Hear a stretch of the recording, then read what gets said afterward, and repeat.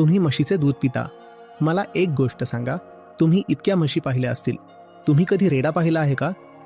गेल्या 5-6 महिन्यात कुणी रेडा पाहिला आहे का?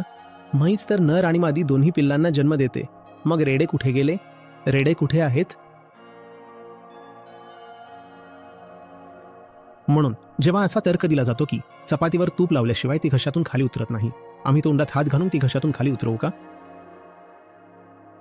मग बघूया ती कशी खाली उतरत नाही. दूध तूप खाल्लं नाही तर शरीर कसं बनेल? अरे, शरीर बनो अथवा न बनो, आपण कोणाची हत्या थोडीच करू शकतो बाबा. खड्ड्यात जाऊ द्या असं शरीर, जे कोणाची हत्या करून बनतं. पहिली गोष्ट तर ते दूध तूप मांस खाऊन शरीर बनत नाही. दुसरी गोष्ट, जर बनत असेल तर नाही बनवायचं आम्हाला.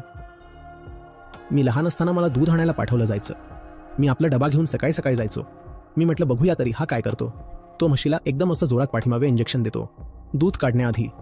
मी त्याला 1-2दा विचारलं, तेव्हा तो म्हणाला की हे औषध आहे. नंतर हळूहळू कळायला लागलं की कसले कसले अत्याचार केले जातात. तुमच्यापैकीही बरेच लोक दूध पित असतील. बस, जर तुम्ही माझा थोडा जरी सन्मान करत असाल, मला थोडं जरी प्रेम देत असाल, तर एवढंच करा की जेव्हा कधी दूध पाहाल तेव्हा त्याचा रंग लाल पहा.